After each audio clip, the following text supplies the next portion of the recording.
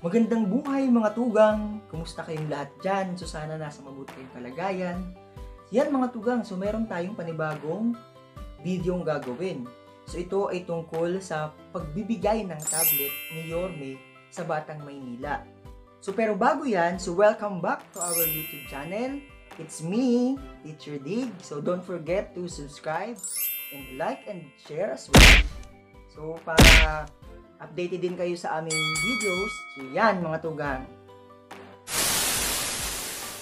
Yan, kung ikaw ay naka-enroll sa pampublikong paaralan ng Maynila, ang bawat household ay magkakaroon ng tablet o learning tablet na gagamitin ng mga bata. Pero bago yan, meron niyang kaakibat na responsibilidad. So hindi pwedeng naka-receive ka lang, so kailangan mong alagaan at alagaan ang ibinigay sa'yo, ang ipinahiram sa'yo.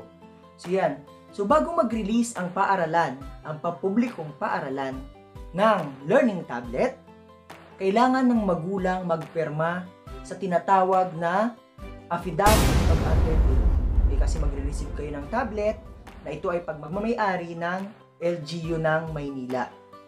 Ayan. So ano nakapaloob dito sa affidavit of undertaking? Ayan siya. Ayan. So, nakalagay dyan, so Republic of the Philippines, tapos City of Manila, yan, so may pipirmahan dito ang magulang, nakalagay ay pangalan ng magulang, of legal age, o kung married or single, kasi kung guardian ka, na Filipino, with residence at, okay, ilalagay ang address dyan, isusulat, after having duly sworn in accordance with law, hereby depose that. Okay. So, ang ilalagay dyan sa I blank ay tunay na magulang. Kung ikaw ay guardian, dapat may patunay ka na ikaw ay tagapag-alaga ng batang nag-aaral sa pampublikong paaralan. Okay. Nakalagay din dyan, isusulat mo lahat ang anak mo kung ilan. Okay. Nakalagay dyan, 1, 2, 3, 4, 5, 6. Kung 6 anak mo, ilalagay mo dyan ang pangalan ng mga anak mo, complete name. Ilalagay mo na rin ang grade at saka section para malinaw. Yan. Ilalagay mo dyan. So, yun yung number 1. Ano naman ang number 2? Okay. That my child or children and or learners under my custody are presently enrolled in Manila Public Schools located at, okay, nakalagay dyan, ang aking anak. Kung isa lang anak mo, mga anak, ay kasalukuyang nakapagpalista o naka-enroll sa pampublikong paaralan sa Maynila na matatagpuan sa, ilalagay niyo po dyan ang address ng eskwelahan. Unang linya, pangalan ng paaralan. Sumunod, yung address kung saan ang paaralan ng inyong anak. So, tatanong, sir, paano pag nasa ibang school yung anak ko? Okay, meron pa rin, magbibigay pa rin po yung eskwelahan ng ganito. Kasi doon po madedetect na nabigyan na po kayo ng tablet. Kasi po ang patakaran is 1 tablet per household. So malaking bagay na po itong tablet na ito na magagamit natin sa pag-aaral ng anak natin, sa pag-aaral ng bata. Yan. Number 3, tayo. That my household is a recipient of the City of Manila's educational device or tablet, which was purchased through the Special Education Fund. Ang aking sambahayan ay kwalipikadong tumanggap ng tablet na mula sa lungsod ng Maynila. Lagay po dyan, brand, model, serial o product number. So, maglalagay na po dyan kung sino yung magre-release ng tablet para po sa inyong anak. Makikita po ang serial number na yan sa likod po ng tablet natin. Okay, number 4. That I have received only 1 tablet regardless of the number of my children enrolled in any public school. Kung marami po ang anak nyo, ganun din po. Isang tablet pa rin. So nakalagay po dyan sa number 4 na ako ay nakatanggap ng isang tablet lamang kahit na lumabis pa sa isa ang aking mga anak o mag-aaral na nasa aking pangangalaga na naka-enroll sa alinmang pampublikong paaralan sa Maynila. Okay, sir, paano po yun? Paano, may load po ba? Okay, meron po. Kung 5 ang anak nyo nag-aaral sa public school, meron po kayong isang tablet at yung 5 nyong anak ay merong tig-isang SIM card na may lamang 10 gig bandwidth. Ibig sabihin nun, internet for short. May laman po yung 10 gig. Okay? So, yun po. So, pagagamit na yung isa, papalitan na lang po yung SIM card. Okay? So, magulang na lang po ang bahala dyan kung paano nyo po aalagaan yung mga SIM card niyan kasi maliliit lang po yan. So, kailangan ingatan yan kasi pag yan nasira, sayang po ng 10 gig na nakalagay dyan. Ayan. So, panoorin po natin ang video ni Yorme. Kasi meron siyang segment na may nagtanong nito tungkol po sa tablet. Okay? So, panoorin natin. Pag na-enroll kayo sa pampublikong eskwelahan sa lungsod ng Maynila, o pipilitin natin akapin hanggat kaya natin akapin. O ngayon, o kahit pa paano, meron tayong giya. Ano yung giya natin? O sinabi ng DepEd, sa isang household, merong 2 hanggang 3 estudyante. O ang gagawin natin, o para kahit pa paano, o mabigyan sila ng access, o sa isang household, isang tablet. O pero, kung 2 o 3 ang estudyante sa isang bahay, lahat sila, yung 3 bata, para hindi maagawan ng resources, ng bandwidth, bawat estudyante merong 10 gig na bandwidth sa isang buwan. Ibig sabihin, halimbawa si Bunso, nag-aaral, may sarili siyang bandwidth. Pwede niya hiramin yung tablet ni Kuya, nakaloob ng Maynila. Si panganay, ganun din, may sarili na siyang bandwidth. Yung bandwidth para sa ng ating mga kababayan, ayun po yung internet, mas madali nyo maintindihan. Pero bandwidth ang tawag doon to connect to the internet. So nakabili tayo ng 10 gig bawat isang estudyante. So ayun po. Yan, so malinaw na sa atin na mayroong 10 gig bawat isang anak natin. So, kung 5 man o 4, tig-isa silang SIM card na may lamang internet. So yun po yun. Pero isang tablet pa rin po. Okay po? Okay po? Yan. So next, number 5. That my household is just a custodian of the said tablet and that ownership of the same belongs to the Division of City Schools, City of Manila. Na ang aking sambahayan ay pansamantalang tagapangalaga lamang ng nasabing tablet at ito ay pag-aari pa rin ng sangay ng mga paaralang lungsod ng Maynila. So, ibig sabihin po, ito ay pinahihiram lang po sa atin. Kaya ito po ay may kaakibat na responsibilidad para ingatan po natin. So malaking pasalamat po tayo kasi meron tayong magagamit sa blended learning na tinatawag.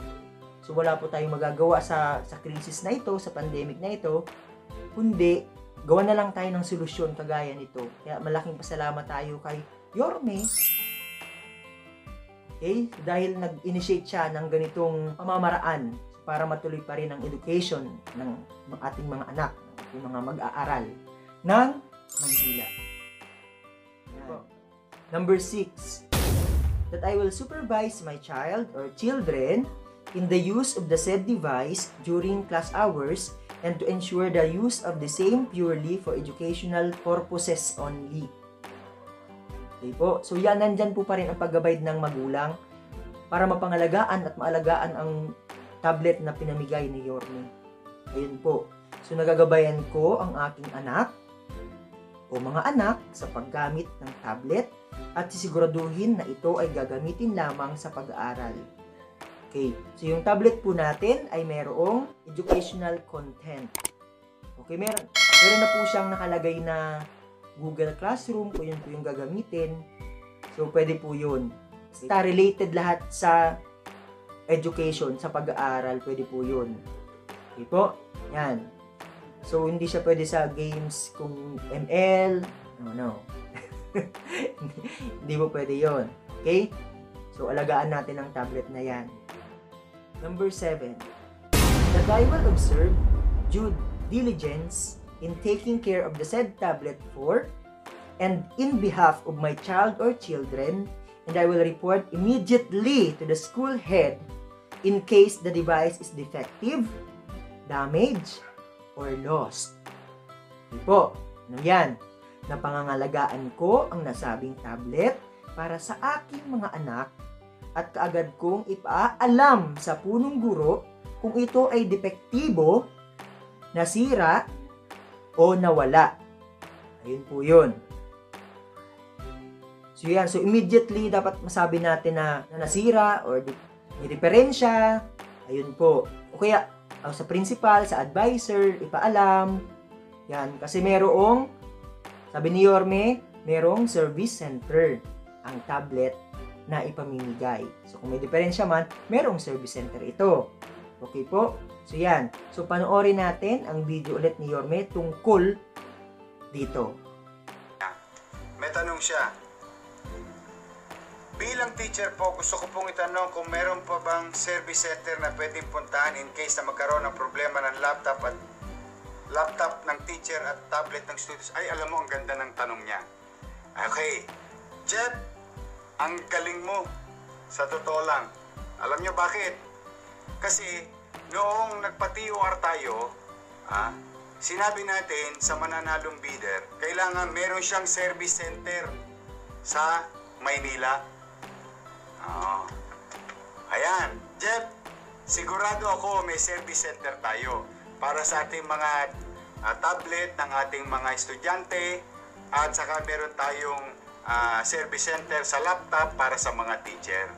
Ayan Jeff, sana nasagot ko yung katanungan at sana yun din ang halos nasa isipan ng mga magulang, ng may estudyante at mga co-teacher mo. Kaya huwag kang mag-alala, Jeff, meron ang sagot. Yes. So yun. Ayun po. Okay, so merong service center para kung may diferensya man ang tablet natin ay pwede nating maipaayos. Number 8.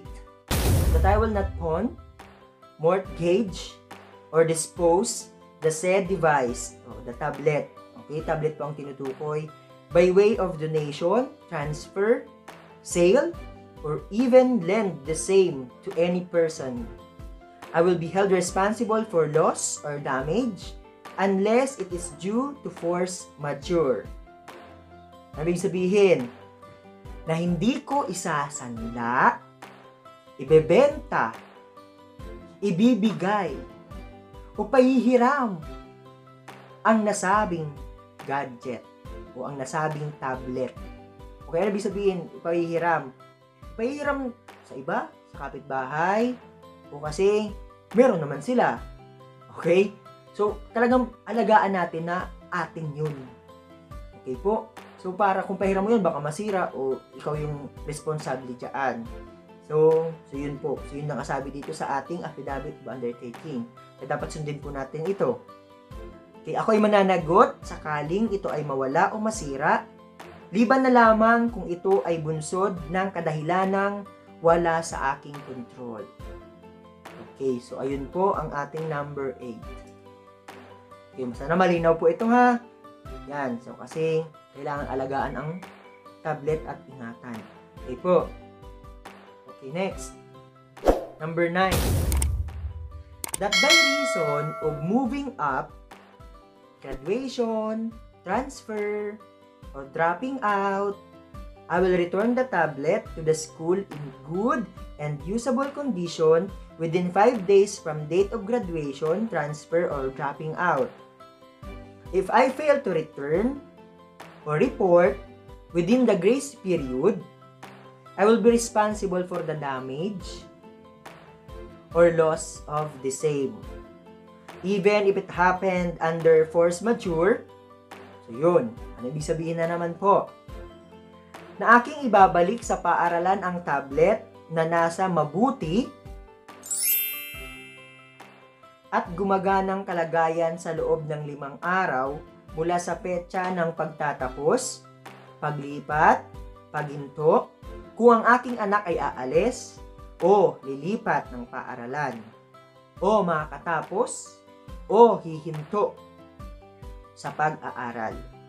Kapag hindi ko ito naibalik sa itinakdang palugit, ako ay maaaring panagutin sa pagkasira o pagkawala nito kahit pa ang dahilan ay wala sa aking control. Ayun po. So yan, halimbawa, grade 12. Okay, grade 12. Graduate na. sasauli po yung tablet. Okay, kung wala naman nag-aaral pang mga kapatid, sasauli po yung tablet. Okay po? So, within 5 days, para clear na ang pangalan mo sa tablet. Pangalan ng magulang sa tablet. So, yun po. So, yan. Kaya mayroon tayong responsibilidad para sa ating mga tablet. Okay po? Yan. Number 10. That any violation of this undertaking shall hold the undersigned liable under existing laws. Okay? Na sa anumang paglabag sa kasulatang ito, ay naunawaan ko ang aking pananagutan sa ilalim ng mga umiiral na batas. Okay, sino ang binabanggit dito? Yun po yung nakapirma. Yan. Okay? Yung tinutukoy yung nakapirma dyan na parent or guardian. Okay. So, siguraduhin po na ang magre-receive ng tablet ay yung magulang mismo. Okay, kasi yun po yung nakalagay sa guidelines. Ngayon, kung hindi magulang o tagapag-alaga ang kukuha, kailangan meron siyang court order na tinatawag. Kaya napatunay na ikaw na yung nag-aalaga ng bata. Okay po? So, basta mag-stick tayo na magulang ang kukuha ng tablet.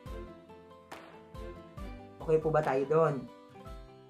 So, yun po. So, ngayon, basahin nyo ulit ang affidavit of undertaking kasi ibibigay po ito sa inyo prior sa distribution of tablet. Okay, basahin ng mabuti, unawain, intindihin po. Yan. Okay? So, para wala po tayong maging problema in the future. So, about sa tablet. Okay po ba yon? Ayan. So, huwag nyo nang kalimutang mag-subscribe at saka mag-like sa aming YouTube channel. So, click subscribe button. Click the subscribe button and then the notification bell and i-like nyo at i-share nyo ito. O kailangan i-share to para malaman ng mga magulang sa buong Maynila na ganito yung responsibilidad natin sa tablet na pinibigay ng City of Government of Manila and of course the SDO Manila.